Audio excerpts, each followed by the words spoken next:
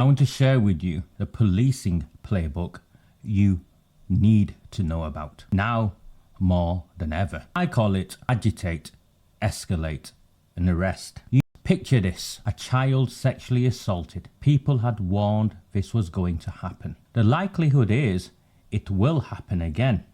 The likelihood is it is happening right now. Authorities, too scared of being branded racist and far right to take the necessary action, so it continues. These are not frivolous complaints or manufactured outrage, but the genuine concerns that drive ordinary people to take to the streets when normal channels have failed them. Instead of the police responding the way we would like to have seen them respond, this is what they do. The method is calculated and cynical. First, counter-protesters arrive, often from outside the area, sometimes even escorted to the scene by the police themselves, with covert backing or at least passive support from the authorities.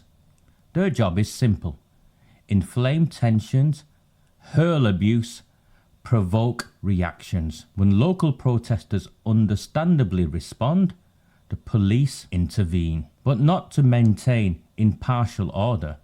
Instead, they protect the very agitators they've enabled whilst cracking down on the community members they're supposed to serve. This isn't an accident. It is a deliberate tactic designed to produce several useful outcomes for police and the institutions they shield.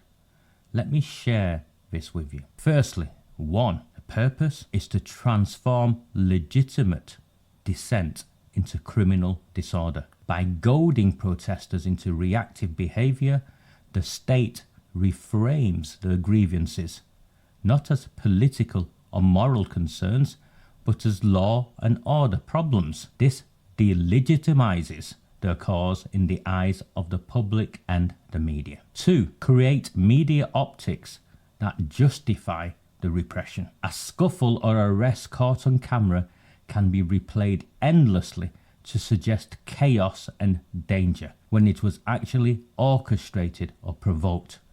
This imagery becomes justification for further surveillance, arrests, and restrictions on future protests. What's the image that comes into your mind from Epping? Oops, the police have just left one of the riot vans behind to be destroyed. Optics. Number 3, to divide public opinion. Once a protest is tainted with scenes of violence or disorder, even sympathetic observers begin to waver. The tactic sows division and confusion. Did the protesters lose control, or were they manipulated into reacting? The benefit of the doubt is rarely given to the protesters. And the consequence? Number 4, it deters future mobilization. When ordinary people see the consequences, the arrests, the smears, being labelled extremists, when ordinary people see the consequences, they think twice before joining future demonstrations. The chilling effect demobilizes communities and preserves the politicians and the power base. Which brings me on to number 5. The police's behaviour strengthens their own alliances with political actors. By appearing to keep order and crush troublemakers, police forces curry favour with political leaders, local councils, and vested interests threatened by popular resistance. My friends, you need to understand something. The police in the United Kingdom is not there to keep the peace. Their purpose is to manufacture the disorder. What appears to casual observers as spontaneous unrest is actually the outcome of a carefully engineered confrontation.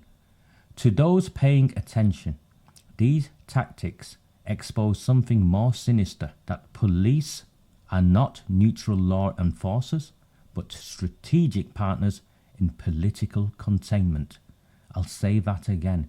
To those paying attention, those tactics expose something more sinister: that police are not neutral law enforcers, but strategic partners in political containment. Once you recognize the pattern, you can't unsee it. The provocation, the protective response to agitators, the media narrative that follows. It's theatre. When those in power fear the truth, the first weapon is provocation. The second is the story they tell about it. The third is to criminalise and imprison the very people they were responsible for provoking. Look at the recent events in Epping. How local people gathered over legitimate concerns about sexual assault charges against an asylum seeker. Yet notice how quickly the reason gets buried beneath headlines about disorder and clashes. Watch the footage again with fresh eyes. Read the news stories published in the mainstream media today. See if you can spot the pattern. The counter-protesters who arrived, the police response that followed, the media narrative that emerged. The framework is there, playing out in real time for those willing to see it.